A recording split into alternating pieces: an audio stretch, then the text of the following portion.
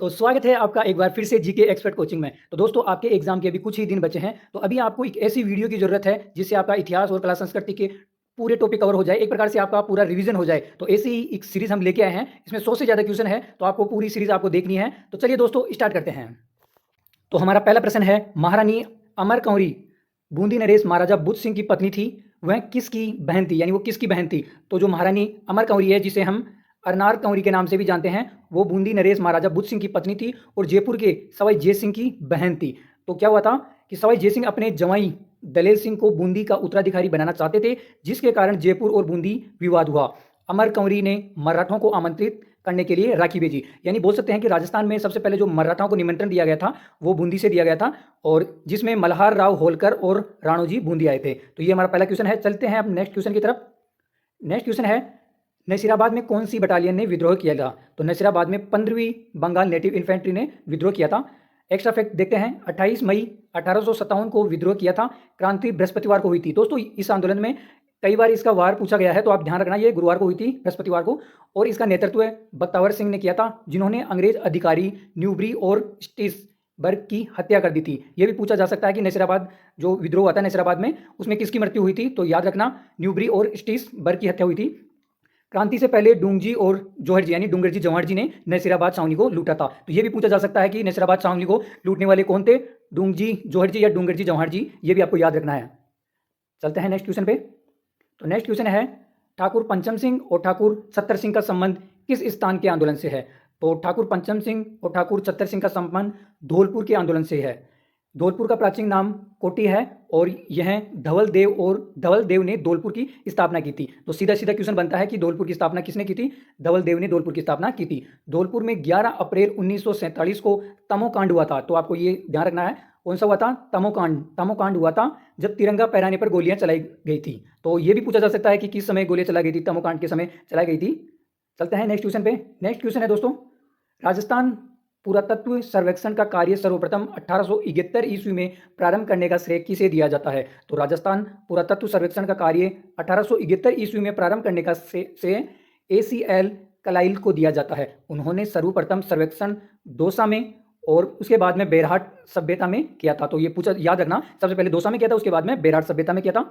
भारतीय पुरातत्व विभाग की स्थापना 1861 में हुई थी, और कौन थे उस समय, कनिंघम महोदय।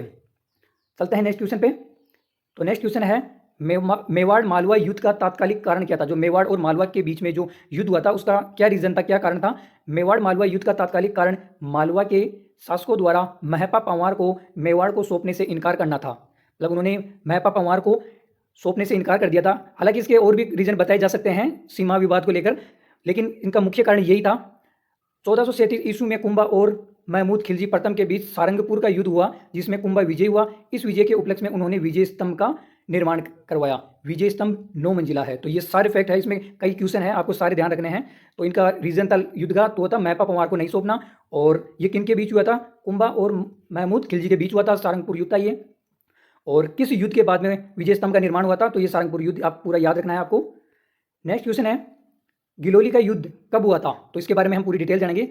तो गिलोली का युद्ध 13 मार्च 1807 में हुआ था। यह युद्ध कृष्ण कंवरी विवाद के कारण मारवाड़ के राव मान सिंह और जयपुर के जगत सिंह द्वितीय के बीच हुआ था। तो किसके बीच हुआ था, ये काफी कंफ्यूज रहता है, एग्जाम में ऐसे ही ऑप्शन देते हैं, तो याद कर लेना, राव मान सिंह और जयपुर के जगत सिंह द्वितीय के बीच ये युद्ध हुआ था। इस युद्ध में जगत सिंह द्वितीय यानी जयपुर की विजय हुई थी, और कृष्ण कुमारी को अमीर खां पिंडारी के दबाव में जहर दे दिया गया था, यानी उन्होंने मृत्यु हो गई थी इसकी, कृष्ण कुमारी की, इस युद्ध के अंदर जहर की वजह से। नेक्स्ट है, कौन सा कवि पृथ्वीराज चौहान का मित्र था। तो चंद बरदाई पृथ्वीराज चौहान तृतीय का मित्र था, और उसका दरबारी कवि था। उन्होंने पृथ्वीराज रासो ग्रंथ की रचना की। उनका वास्तविक नाम पृथ्वी भट्ट था।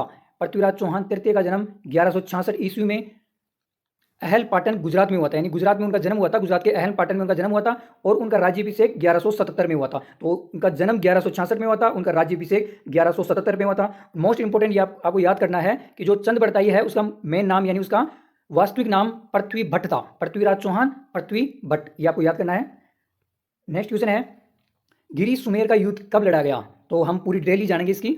गिरी सुमेर, जिसको जेतारन का युद्ध के नाम से भी जानते हैं, ये 5 जनवरी 1544 ईस्वी को लड़ा गया था।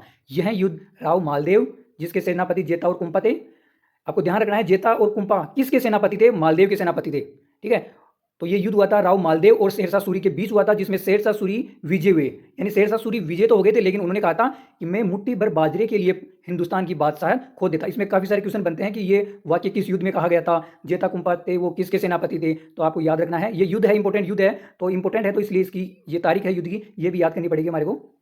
नेक्स्ट क्वेश्चन है, मीणाओं ने रियासत काल में किस अधिनियम के विरुद्ध आंदोलन किया था?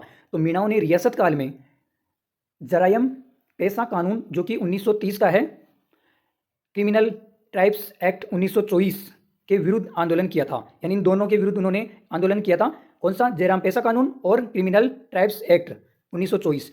इस कानून के तहत प्रत्येक वयस्क मीणा को नजदीकी थाने में सुबह शाम हाजिरी लगानी पड़ती थी। 1944 में नीम का थाना में मीणाओं ने विशाल सम्मेलन हुआ।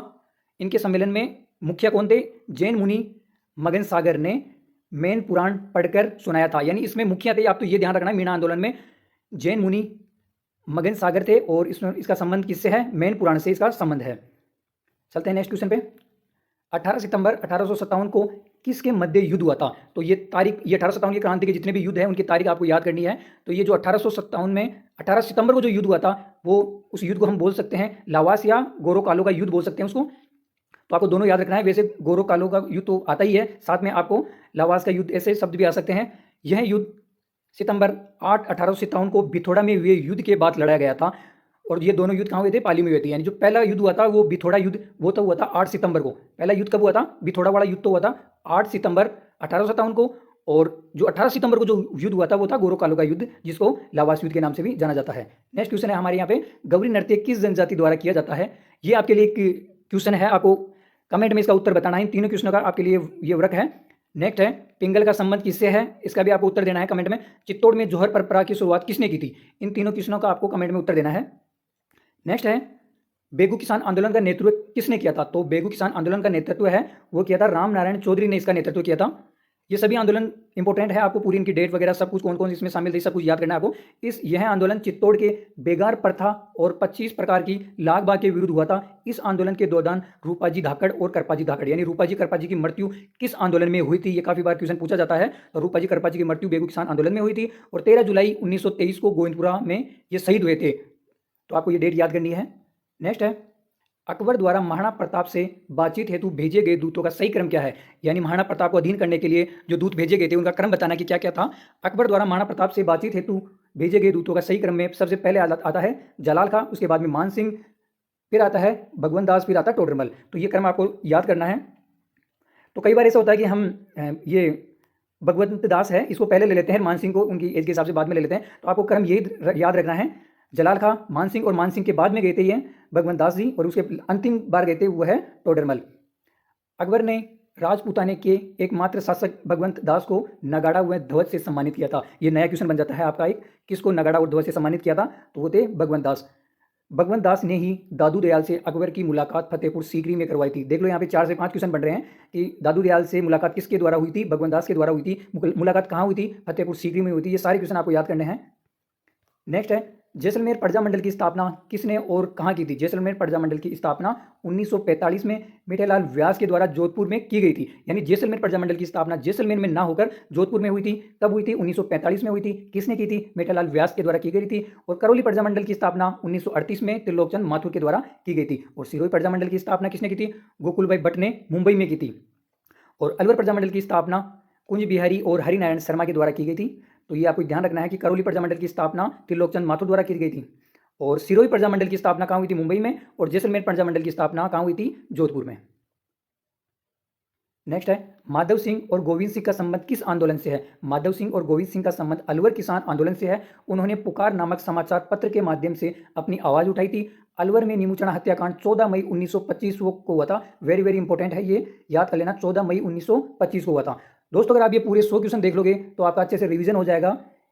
इससे बाहर बहुत मुश्किल है आना, क्योंकि मैंने क्वेश्चन के साथ साथ पूरी डिटेल भी यहाँ पे ली है। रणथंभौर दुर्ग का पतन कब हुआ था? रणथंभौर दुर्ग का पतन 11 जुलाई 1301 ईस्वी में हुआ था। हमीर देव चौहान और अलाउद्दीन खिलजी के विद्रोही सेनापति मीर मोहम्मद शाह ने रणथंभौर दुर्ग में शरण दी थी। जिसके परिणाम स्वरूप अलाउद्दीन खिलजी ने दुर्ग पर आक्रमण किया था। रणथंबोर में ही राजस्थान का प्रथम जल जोहर हुआ था। तो आपको याद रखना है कि प्रथम जल जोहर कहाँ हुआ था? रणथंबोर में हुआ था। और युद्ध का मुख्य कारण क्या था? युद्ध का मुख्य कारण था कि हमीरदेव चौहान द्वारा अलाउद्दीन खिलजी के जो विद्रोही सेनापति थे मीर मोहम्मद शाही, उनको शरण दे दी थी। कर्नल टोड द्वारा इंग्लैंड ले जाते समय समुद्र में फेंक दिया गया था। कौन सा अभिलेख था? यानी कर्नल जेम्स टोड था, वो इंग्लैंड जाते समय किस अभिलेख को समुद्र में फेंक दिया गया था? ये काफी अच्छा क्वेश्चन है। तो यह कर्नल जेम्स टोड द्वारा इंग्लैंड ले जाते समय मानमोरी अभिलेख को समुद्र में फेंक दिया था। इस अभिलेख में 4 मौर्य राजाओं, कौन कौन से? महेश्वर, भीम, भोज, मानमौर्य का उल्लेख मिलता है। इसका लेखन नागभट्ट पुत्र पुष्य के द्वारा किया गया था। तो ये आप याद करना है आपको। निम्न में से कौन सा युद्ध माणा सांगा और बाबर के मध्य हुआ था? काफी इजी है, ये तो आपको पता होगा कि बाबर और माणा सांगा के मध्य खानवा का युद्ध हुआ था। और कब हुआ था? 17 मार्च 1527 ईस्वी को रूपवास तहसील भरतपुर में गंभीरी नदी के किनारे हुआ था। तो नदी पूछ ली जा सकती है आपसे, कौन सी तहसील में हुआ था, या फिर आपको डेट पूछी जा सकती है। दोस्तों काफी इजी क्वेश्चन नहीं पूछेंगे कि कौन सा युद्ध हुआ था, खानवा का युद्ध हुआ था, ऐसा नहीं पूछा जाएगा, थोड़ा डीपली पूछा जाएगा। इस युद्ध में सांगा हार गया और बाबर विजयी हुआ, जिसने जिहाद का नारा दिया और तुलगमा युद्ध पद्धति का प्रयोग किया। किस युद्ध में तुलगमा युद्ध पद्धति का प्रयोग किया गया, या किस युद्ध में जिहाद का नारा दिया गया? तो आपको याद रखना है कि खानवा युद्ध में। नेक्स्ट है, कौन सा शासक महाराणा जगत सिंह के पश्चात मेवाड़ की गद्दी पर बैठा था? तो ये क्रम वाला आ गया कि जगत सिंह के बाद में कौन आया था? तो महाराणा जगत सिंह के पश्चात मेवाड़ की गद्दी पे महाराणा राज सिंह, जिनका समय था 1652 से 1680 ईस्वी तक। उन्होंने विजय कटकातु की उपाधि धारण की थी और मुगल चौकियों को समाप्त करने के लिए टीका दौड़ चलाई थी। राज सिंह ने राजसमंद झील का निर्माण किया था। तो जगत सिंह के बाद में राज सिंह आए थे। राज सिंह ने राजसमंद झील का निर्माण किया था और उन्हें कटकातु की उपाधि धारण की थी। ये इंपॉर्टेंट है इनके बारे में। दोस्तों आप हमारे 100 क्वेश्चन देख लोगे, अच्छे से तैयारी हो जाएगी। इस वीडियो के बाद में जो सारी वीडियो आएगी, मतलब 3 पार्ट या 4 पार्ट में ये कंप्लीट होंगे, तो आपको ये सारा देखना है। इब्राहिम लोदी को खातौली के युद्ध में पराजित किया था। किसने पराजित किया था? तो इब्राहिम लोदी को राणा सांगा ने 1527 ईस्वी में खातौली युद्ध में पराजित किया था। राणा सांगा ने कुल 4 युद्ध जीते थे। तो कौन कौन से जीते थे? खातौली का युद्ध जो कि 1517 में हुआ था, बाड़ी का युद्ध 1518 में, गागरोन का युद्ध 1519 में और बयाना का युद्ध 1527 में हुआ था। राणा सांगा के शासनकाल के समय दिल्ली का शासक कौन था? सिकंदर लोदी था। यह भी आपको ध्यान रखना है। नेक्स्ट है, महाराणा सांगा की मृत्यु के बाद कौन मेवाड़ का शासक बना? तो महाराणा सांगा की मृत्यु के बाद मेवाड़ का शासक राणा रतन सिंह बने। राणा सांगा का सबसे बड़ा बेटा भोजराज था। सबसे बड़ा बेटा तो भोजराज था, लेकिन जिसका विवाह मीराबाई से हुआ था, लेकिन वह 1517 ईस्वी में खातौली युद्ध में वीरगति को प्राप्त हो गया था। विक्रमादित्य और उदय सिंह भी सांगा के इसके बाद में शासक बने थे, यानी इनकी मृत्यु के बाद में वो बने थे शासक। नेक्स्ट है, 1182 ईस्वी में महोबा को जीतकर वहां का प्रशासक किसे नियुक्त किया गया? 1182 ईस्वी में महोबा को जीतकर वहां का प्रशासक पंजुकाली को नियुक्त किया गया था। पंजुकाली को वहां का शासक नियुक्त किया गया था। इस युद्ध में पृथ्वीराज चौहान तृतीय विजयी हुए थे, जबकि परमादिदेव हार गए थे। परमादिदेव के सेनापति अल्लाह उदल वीरगति को प्राप्त हो गए थे। सेनापति याद रखना है कि कौन सा, किसका सेनापति था? मध्यपाषाणकालीन उपकरण चित्तौड़ में किस नदी के किनारे मिले थे? मध्यपाषाणकालीन की बात हो रही। मध्यपाषाणकालीन उपकरण चित्तौड़ में बेड़च नदी के किनारे मिले थे। विराटनगर और कोटा में चंबल नदी के किनारे भी ऐसे उपकरण मिले हैं। मंडफे यानी चित्तौड़ और बागोर यानी भीलवाड़ा के मध्य पाषाणकालीन स्थल हैं। नेक्स्ट है, किस शासक के व्यक्तित्व में कटार, कलम और कला की त्रिवेणी थी? किस शासक में ये तीनों थी, यानी कटार, कलम, कला की त्रिवेणी? महाराणा कुंभा के व्यक्तित्व में कटार, कलम और कला की त्रिवेणी थी। उन्हें हालगुरु, राजगुरु, दानगुरु, छापगुरु जैसी उपाधियां प्राप्त थी। उनके प्रमुख ग्रंथ संगीत राज, संगीत सार, संगीत मीमांसा, सूर प्रबंध और कामराज प्रतिसार इनके प्रमुख ग्रंथ थे, इनके द्वारा लिखे गए थे ये। नेक्स्ट है, जयपुर के किस शासक ने काबुल, बंगाल और बिहार आदि के सूबेदारी के रूप में कार्य किया था? तो जयपुर के शासक मान सिंह ने काबुल, बंगाल और बिहार आदि के सूबेदार के रूप में कार्य किया था। अकबर ने इन्हें फर्जंद, फर्जंद का मतलब होता है बेटा, फर्जंद की उपाधि दी थी। उन्होंने ब्लू पोट्री, मीनाकारी कला लाहौर से आमेर लाई गई और शीला देवी का मंदिर का निर्माण कराया गया। तो ये इंपॉर्टेंट है मान सिंह के बारे में, यानी उनको काबुल, बंगाल और बिहार आदि के सूबेदार के रूप में कार्य किया। अकबर ने उन्हें फर्जंद की उपाधि दी। ब्लू पोट्री उनसे संबंधित है, मीनाकारी उनसे संबंधित है और शीला देवी मंदिर का निर्माण भी उन्होंने करवाया। नेक्स्ट है, मारवाड़ के किस महाराणा के शासनकाल में खेजड़ली आंदोलन की घटना हुई थी? तो खेजड़ली आंदोलन आप जानते हो, तो इसके बारे में हम जानेंगे कि खेजड़ली आंदोलन की घटना मारवाड़ के महाराणा अभय सिंह के काल में हुई थी। कब हुई थी? 1730 ईस्वी में ये घटना हुई थी। उन्होंने गिरधर दास भंडारी को खेजड़ी वृक्ष काटने का आदेश दिया था। अमृता देवी बिश्नोई ने 363 लोगों ने, यानी 294 उनमें से पुरुष थे और 69 महिलाएं थी, वृक्ष को बचाने के लिए बलिदान दे दिया था। तो इसमें काफ़ी इंपॉर्टेंट क्वेश्चन है ये, किसके समय हुआ था? महाराणा कौन थे? अभय सिंह थे। और किसको भेजा गया था? गिरधर दास भंडारी को। ये काफ़ी बार पूछा गया है, गिरधर दास भंडारी को भेजा गया था। अमृता देवी आपको याद ही रह जाएगा। और कितने लोग थे उसमें? 363 लोग थे, 294 पुरुष, 69 यानी 69 महिलाएं थी। तो ये आपको याद करना है। तो दोस्तों मिलते हैं हम नेक्स्ट पार्ट में, तो आप नेक्स्ट पार्ट जरूर देखना दोस्तों। 100 क्वेश्चन तक आप बने रहिए, आपका पूरा इतिहास, कला, संस्कृति का टॉपिक बिल्कुल क्लियर हो जाएगा, विश्वास कीजिए। तो चैनल को सब्सक्राइब जरूर कर देना, लाइक कर देना। धन्यवाद।